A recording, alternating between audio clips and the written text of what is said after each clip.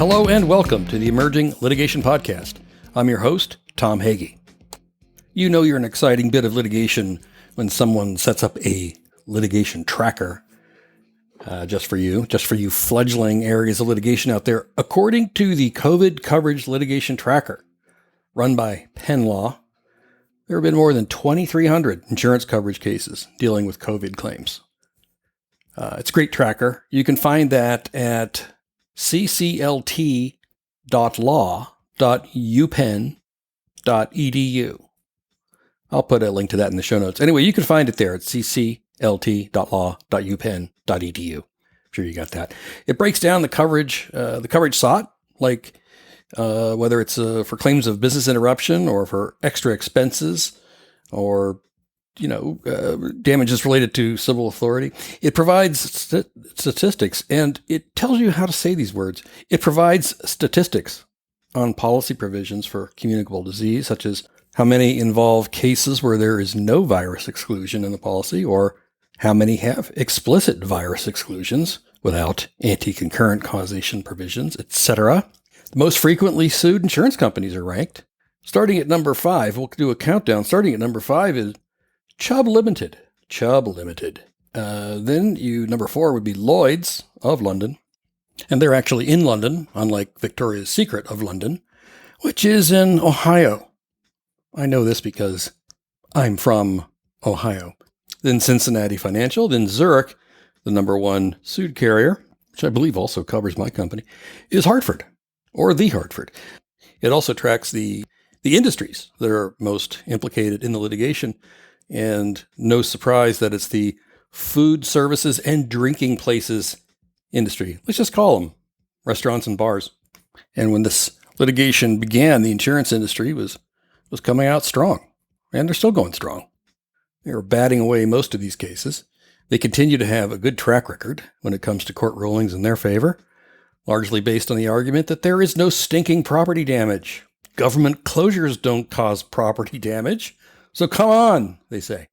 There was no tangible alteration of the property that required repair, like what a tornado would do. People just stopped going to restaurants because, they were all at home eating takeout or God knows what they were making for dinner. Courts have mostly been agreeing. Not all of them, but policyholders, you can say a lot of things about them, but they're a tenacious bunch, and they seem to be chipping away.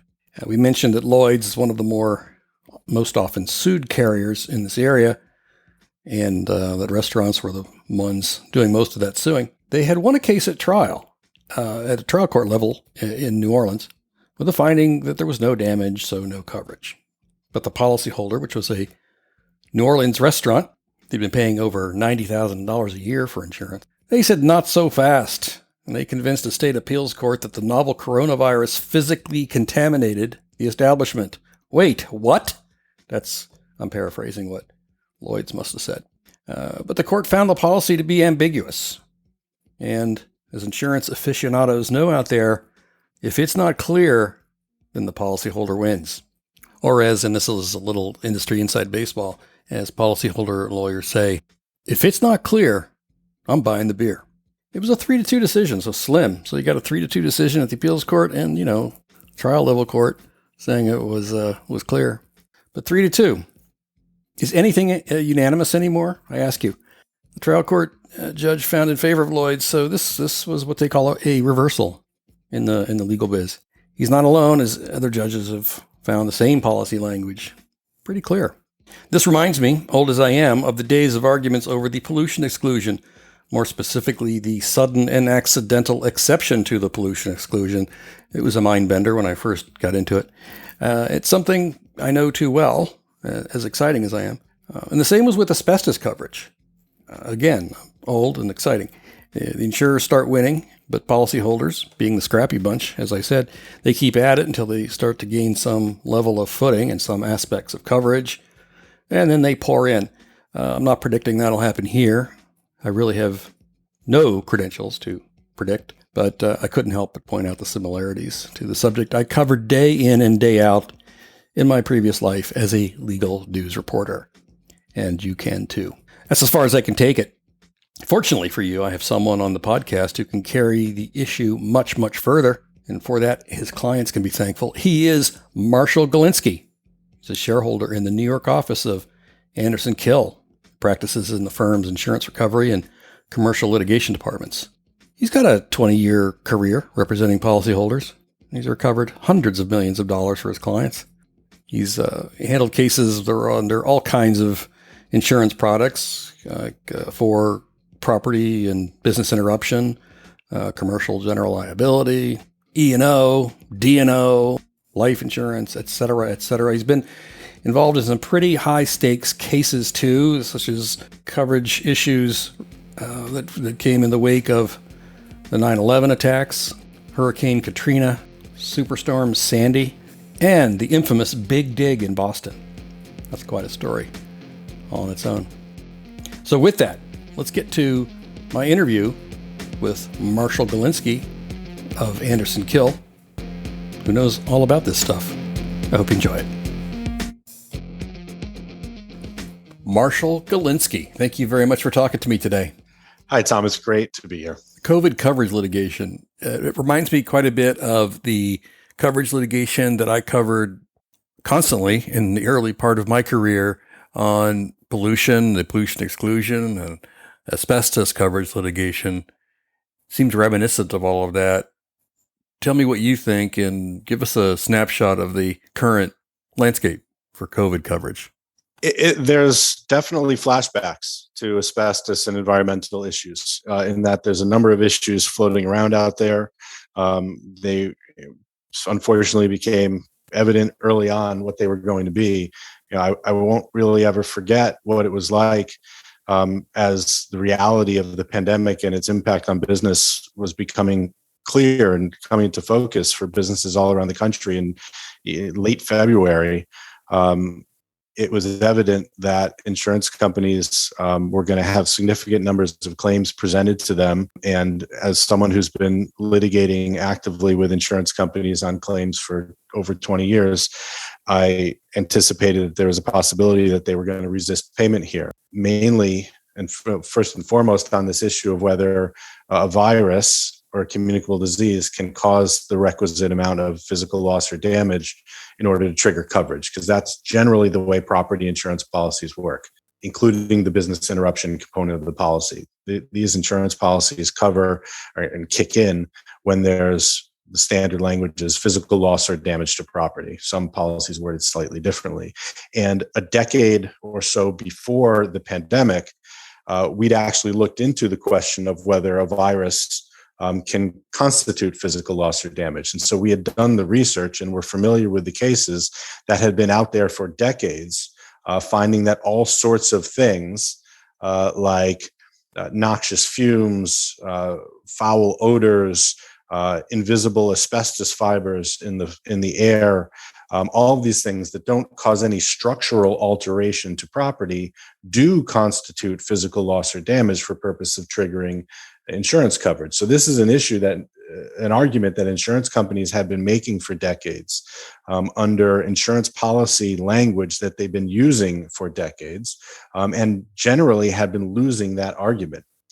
So here I am sitting in my living room watching the nightly news, realizing what's about to happen and realizing this little arcane corner of the intellectual universe that I inhabit is actually incredibly important.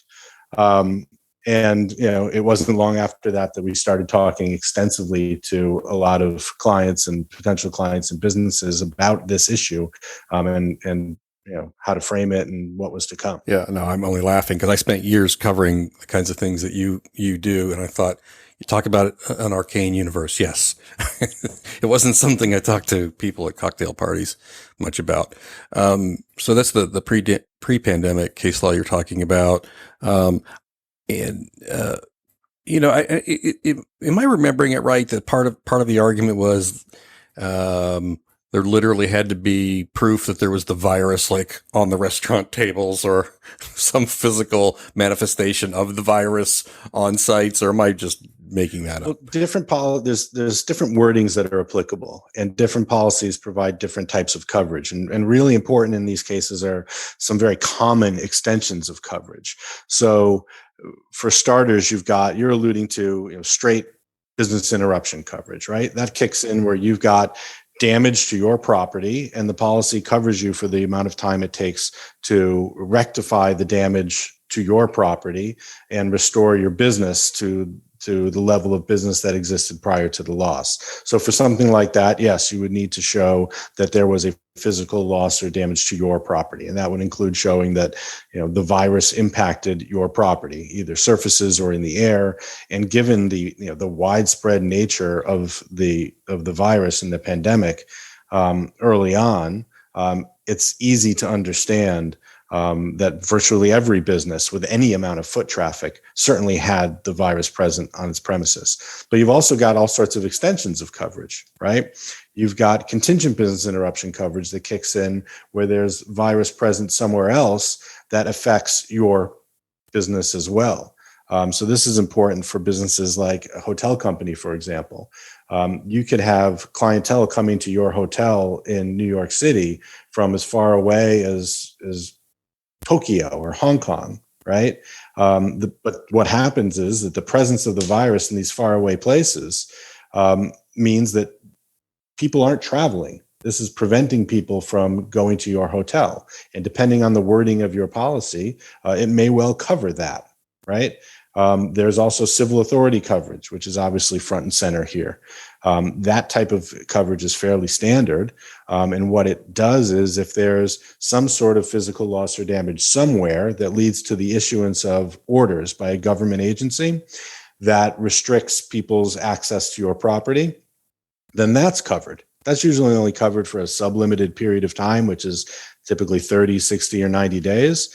But 90 days worth of coverage is incredibly valuable and important, especially to small businesses, especially in businesses that were able to open back up after about 3 months. And that was the case in a lot of states in the country. A lot of states suffered under orders for a lot longer than that.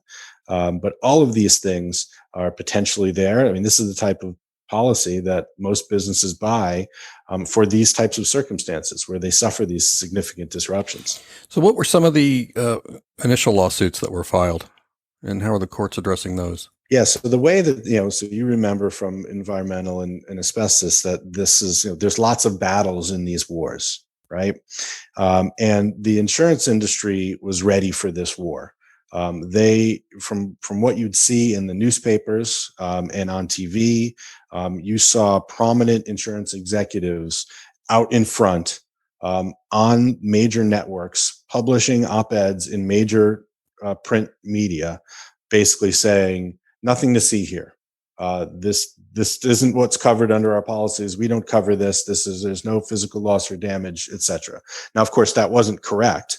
The law was to the contrary for decades, but they got out in front of it because they're a big organized industry. So too with their lawyers, as policyholders filed lawsuits around the country because their claims were being denied. A lot of those policies had virus exclusions. And this is another really important distinction in policy wording that we haven't talked about yet. But after the SARS, the initial SARS outbreak in 2005, 2006, the insurance industry realized, wow, these types of disruptions from a pandemic can be extensive.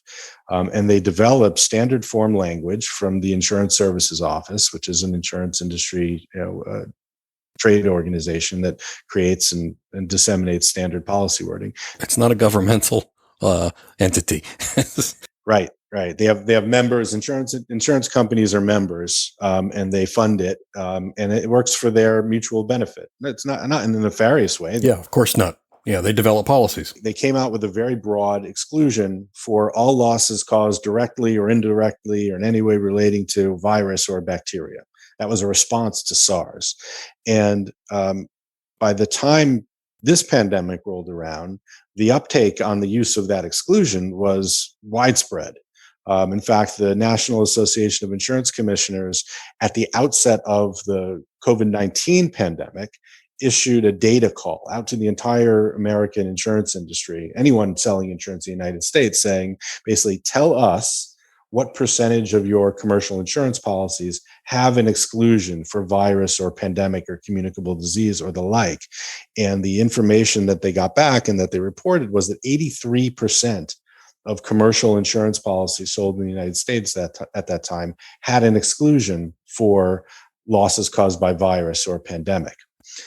So when the initial lawsuits were filed, a lot of them were filed by law firms that, let's just say, have a business model of racing out and signing up clients as quickly as they can and racing to court. There's a lot of that's the business model for personal injury lawyers. That's the business model for antitrust lawyers, class action lawyers. They want to get there with as many clients as they can, and they want to get there first. And I think in the race to do that, they filed a lot of lawsuits on behalf of clients who had these extraordinarily broad virus exclusions in their policies. So this lent itself to a defensive, an offensive strategy by many insurance companies to pick the lawsuits that were filed against them that had the broadest virus exclusion, the worst facts, right? Like if, for example, you're a business that working from home works fine for you, right? And you're not really focused on foot traffic through the door. The idea that you're suffering extensive losses that are covered under insurance policy is probably harder to prove, right? A judge is going to read that fact pattern and maybe not be as predisposed to consider there to be coverage. So what happened is insurance companies were in the catbird seat, and they were picking off the claims that had the least likely chance for success and filing motions to dismiss in those claims. And by and large, they were enormously successful on those motions, which isn't terribly surprising because those policies have broad virus exclusions in them, right? But what was happening is they were articulating arguments about the virus exclusion side by side with arguments about the non-existence of physical loss or damage. And judges, I think incorrectly, were ruling not only based on the virus exclusion, but based on the physical loss or damage concept as well. And there was a snowballing effect. There were an enormous tide initially of pro-insurance company rulings based mainly on fact patterns that tended not to establish coverage in the first place. So kind of off to a rocky start from a policyholder perspective because of the number of cases brought based on what you would say are bad facts, right? Yeah. So because you did just say it, I just repeated it. So we've got some new decisions to talk about. So what are they? What is the tide turning based on these? Tell us what has happened recently. Well, intermittently throughout all of these decisions that I was talking about, you would get favorable decisions in favor of the policyholder, right? You would get courts that would read the cases, think carefully about the case law, and say, let's say one of two things. Either yes, a virus does cause physical loss or damage, no different than fumes from a methamphetamine lab or cat urine odor from a neighboring property who has got cats peeing on the carpet downstairs, that comparatively, where you have a deadly virus in the air in your property that makes it possibly unsafe or deadly to breathe in there, that's a real disruption to a business. That's as much, if by far more, physical loss or damage than something like a foul odor, right? So you had courts agreeing with that premise. And you also had courts that were, I think, dutifully applying motion to dismiss standards, where they would say you had a lot of policyholders with lawyers that carefully articulated clearly the very significant impact that the virus has on property, right? And they would read those allegations and say, look, the policyholder here has alleged that there's virus in the air at these properties, that it transforms the property from someplace that's safe and usable into someplace that's unsafe and not able to be used in the way it's supposed to be. And I have to accept those allegations as true. So you had lots of courts, some courts that were saying, look, the allegations are there. I can't dismiss this case. And it was a fight for for over a year. The one hand, the insurance industry held up a giant stack of cases that say, look, Your Honor, we always win. Look at this stack of cases. And we would be saying, look carefully at those cases. And what you're going to see are virus exclusions. And in the cases, of course, where the policy had a virus exclusion, the plaintiff's lawyers did not generally make the allegation that the virus was on the premises, so that the virus was causing physical loss or damage, because you're walking right into a buzzsaw with that sort of allegation. They were trying to make more careful and creative arguments that, well, it was the orders themselves that caused a physical loss of my property. It wasn't the virus. It was the Trump administration's failure to stop the virus at the border. It was government ineptitude that caused my losses. It wasn't a virus. And so there's a real contrast between those different types of cases. And eventually, more and more judges started to say, there's something there. Either I'm bound by precedent that has held in the past, that things that don't cause structural damage still do and can cause physical loss or damage. And so there were lots of wins on that basis. And then there were lots of other courts that said, look, the allegations are here. I have to accept them as true. There'll be no dismissal. Let's come forward with some evidence. And so there's been more of that now. So we're in a critical phase now of this war where we're going up on appeals, right? And so the federal courts have overwhelmingly ruled in favor of insurance companies on these issues for a lot of the same reasons that I've mentioned. But state courts have been much more open to a more careful understanding of the law and of the facts and the allegations. And policyholders have had a lot more success in state court, including recently in two state appellate courts, one in Louisiana and one in California. Does that turn the tide? It changes momentum.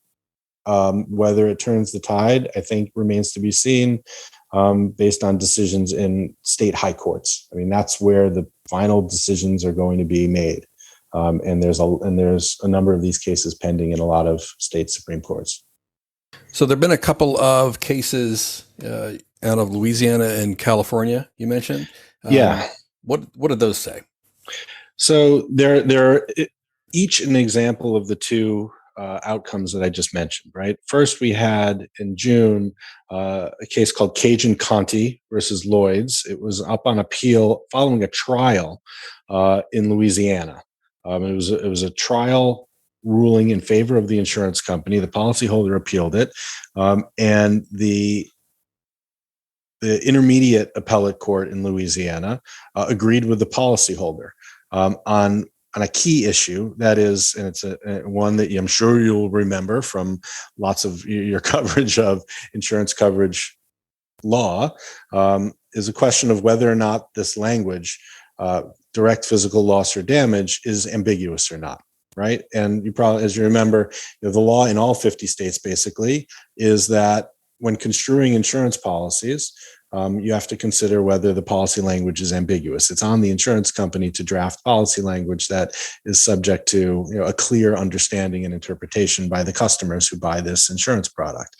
And the question here is, well, what does physical loss or damage mean with respect to these types of claims? And the court looked at it from both sides' perspectives and considered the insurance policyholder's perspective and said, look, in their view, when your property is affected in a way that it's unfit for its ordinary business use, it's quite reasonable to think that that means you've suffered a physical loss of or damage to your property. I mean, you can't use it the way you're supposed to.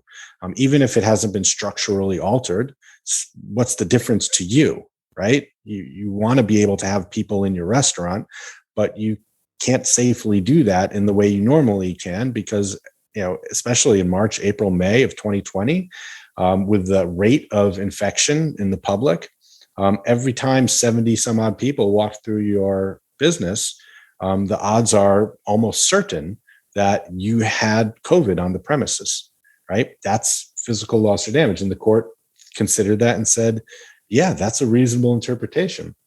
Now, the court also, implied that the insurance company's view about it was reasonable as well. But under standard rules of insurance policy construction, if both sides have a reasonable interpretation then the policy provision is ambiguous, and the rules of construction require it to be interpreted in favor of the policyholder. And that's what the court did in Louisiana.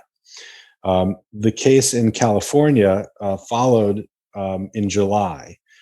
This was also an intermediate state appellate court. The case is called Marina Pacific Hotels against Fireman's Fund. And there, the focus was on the quality of the allegations in the complaint.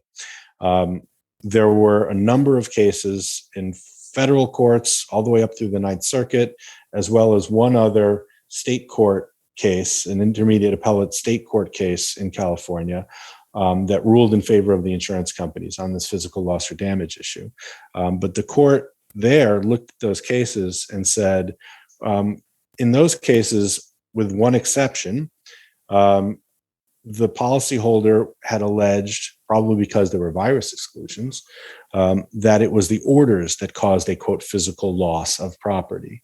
But in the Marina Pacific case, the policyholder had specifically and in great detail alleged that the virus was present on the premises, that it does render the premises dangerous or unfit for use. They back that up with all sorts of scientific literature and study that discusses, the hazardous nature of COVID in the air or on surfaces at a premise. They talk about the staying power of viral particles in the air and on surfaces at a particular property. And the court reached the very natural conclusion that, look, they've made, unlike other cases, they've made these allegations, and I have to accept them as true. So I can't, and I won't dismiss the case. That's not how the law works in America. And so that case the dismissal of that case was overruled. The court even went on to recognize that there was one other California appellate court case that still dismissed it, even despite having those allegations. And the court basically came right out and said, we don't agree. We don't agree that that's the just conclusion under the way that the law works in the United States. If the allegations are there and if they're plausible, and the court even said things like, look, we're still a year and a half into this pandemic, and it becomes increasingly clear that we don't exactly know how this virus works or why it's evading vaccines or the science around this. So where the allegation is contained in the complaint that it causes damage because it renders a premises potentially dangerous, we're going to accept that as true. And a court that simply accepts what the insurance company is saying is, oh, just clean it off. I'm not so sure about that. And I want to hear evidence on it before we resolve this case, which I think is just good jurisprudence. Jumping then to are there cases out there now that you're watching in particular? Yeah. So the cases going to state Supreme Courts are the key, right? Yeah. There have been 3 state Supreme Courts that have issued rulings in these cases already. That's Wisconsin, Massachusetts, and Iowa. There are cases that are fully briefed, and we're just waiting for decisions to be handed down in Ohio, Oklahoma, Vermont, and South Carolina. And then there's cases that are being briefed in a handful of other states. I think Connecticut, New Hampshire, Nevada, Washington. I think Washington might even be done. And then there are cases that may be on their way to a couple of other state Supreme Courts, like Louisiana and California. These decisions we were just talking about, those may or may not find themselves in front of state Supreme Courts there as well. So those are the things to watch. These courts can resolve these cases in different ways with different sweep of precedent. So in the key takeaways you offered for this, I mean, the first one was obviously that the policy forms and the terms of the contracts matter. That's what insurance lawyers always say first, read the contract. I've only heard that 1,000 times. But as you were pointing out, in the cases that the allegations matter, as well as the science. So you describe that in these cases. Then you said discovery should matter. What do you mean by that? Well, like I said, the language that's been used, right, direct physical loss or damage, has been used for decades, right? The cases that I mentioned about fumes and odors and invisible fibers and things like that. Those have existed for decades. So the question is, if insurance companies have known about this case law, and they have known about this case law for all this time, and they continue to use the same language in their policies, what did they think it meant? So they're coming to court and they're saying, dismiss this case. It doesn't mean what the policyholder's lawyer says it means. Dismiss the case. And we don't even have a chance to put in front of the court all of the evidence that likely exists to show what the insurance company thought it meant, right? The chances are probably pretty good that when you get discovery from the insurance company, what you're going to find is evidence that undermines the arguments they've been making in court. And we've been developing gradually this evidence from public files. I mean, in probably one of the most famous examples, I think it was November of 2019, right? So the virus is already circulating out in China, right?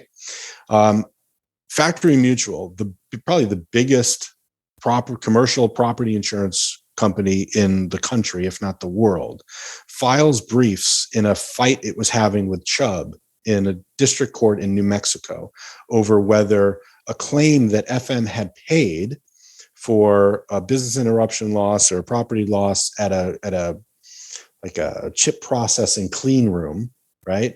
Whether that claim should have been paid by Chubb. Chubb had refused to pay for it, using the argument that microscopic mold spores in the clean room don't constitute physical loss or damage.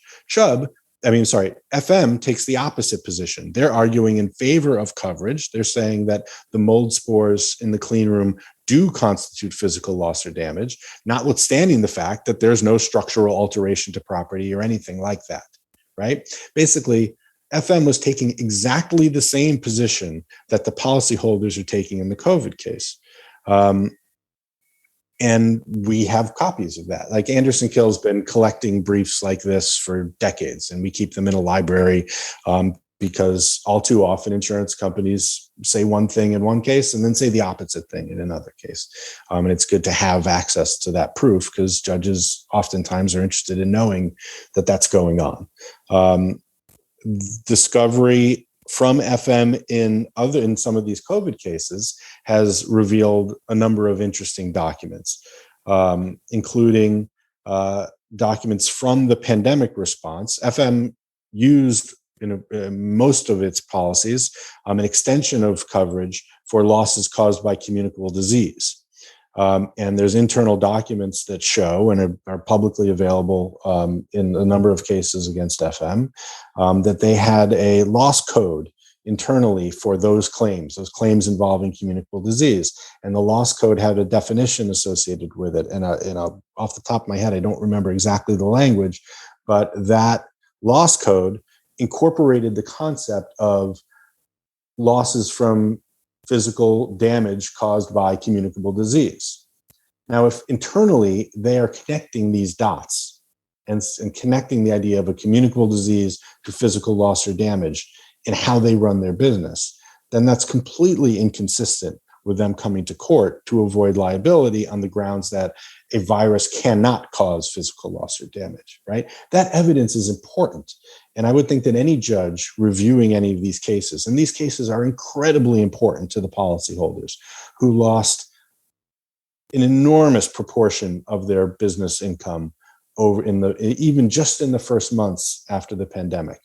So many businesses saw revenues go from 100% to 5%, right? This was a loss of enormous magnitude for them. And yet the insurance industry responds by saying, well, I'm not going to pay for that.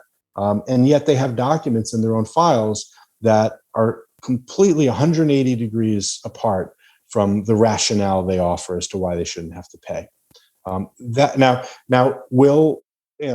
Who will ultimately win these fights is a question that's will be debated and fought. But should these sorts of fights be resolved without knowing the evidence? That to me seems completely unjust. Yeah. And maybe the elephant in the room is my imaginary elephant, but it always seemed to me that it all comes down to if there was only one COVID claim, they would pay it. But if there's billions of dollars of many, many claims. You know what I mean? It seems like the fight really starts when there's a lot of money involved, when there's an existential issue. For sure. And I mean, and that, so think back to two consequences. Think back to the SARS pandemic in 2006. They did pay it. The Mandarin Oriental Hotel in Hong Kong got paid $18 million for its business interruption losses following the initial SARS outbreak in Asia. Okay, I don't know for a fact, but I know it's true that policy was triggered by direct physical loss or damage to property, right? And they got paid. It was reported to the SEC. It was reported in Business Insurance. It's a public fact that they got paid. So what happened next? The virus exclusion that we talked about, right? So today, or in 2020, 83% of policies had a virus exclusion, right? And this is just basic contract law. If, as a result of prior pandemic losses, you decided as the insurance company to put a broad virus exclusion on your policy, and policyholders present a claim to you, I would expect you'd say, I wish I could pay your claim, but I put a virus exclusion on your policy and we priced it accordingly, et cetera, right? Mm-hmm. And therefore we don't cover it. But what do you say to the 17%? What do you say to the 17% of policyholders who bought a policy that is not limited by a virus exclusion, right? Mm-hmm. Those policyholders are in an entirely different position, and they are entitled to be paid. And you're right. Beneath, subconsciously, probably judges are thinking, gosh, if I rule for the policyholder, then every business in the country is going to have this claim. That's just not true because of that virus exclusion. And the insurance industry has raced to court time and time again across the country, explicitly making the argument that if you rule for the policyholder, you're going to bankrupt the insurance company, the entire insurance industry. And they make that assertion using inflated numbers that were debunked by reporters at Reuters. They use numbers that imply the assumption that every business in the country would have a covered claim, which is not consistent with the idea of a widespread imposition of a very broad virus exclusion. Yeah, 83%. That's a giant chunk. Well, and as you said in your takeaways, that obviously in state law that governs insurance, state Supreme Court decisions really matter, and you listed a number of them that are coming up. So those will come down within the next few months. We'll get you back. We'll talk about those too. Yeah, we're definitely waiting to see. Those will be the final decisions in those states, depending on the scope. I mean, the Iowa decision is an interesting example. The Iowa decision that came out ruled for the insurance companies, but the court actually went out of its way to cite favorably to these fumes and odors cases that I was talking about. That case was a case that argued that it was the orders that caused the physical loss or damage, and the court held that the orders alone cannot cause physical loss or damage. But in the process, by citing to these pro-policyholder cases, I think they've definitely left open the possibility that even in Iowa, where the Supreme Court has once ruled for the insurance companies, if you had a case like this one we were talking about in California, where the policyholder alleges directly the loss or damage caused by the virus on the premises, that you get a different result, even in that case. So we're waiting to see the decisions from state Supreme Courts, and we're waiting to see the scope of those decisions. Well, Marshall Gilinsky, thank you very much for talking with me about this today. Happy to talk about it, and hopeful that we're going to see some positive developments in the coming months.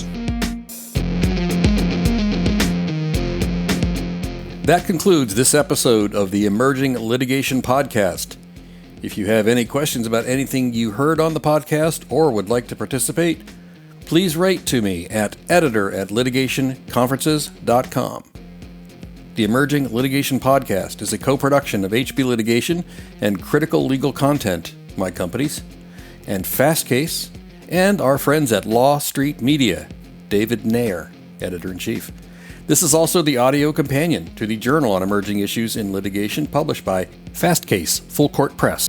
Tom Hagee, Editor-in-Chief, Morgan Wright, Publisher. I'm your host, Tom Hagee. That's why I'm talking, and I don't know if it needs to be said, but this is not legal advice. unless telling you it's not legal advice is legal advice, although I'd argue it's just plain common sense. Thanks for listening. Give us a rating, share with friends. See you on the next episode.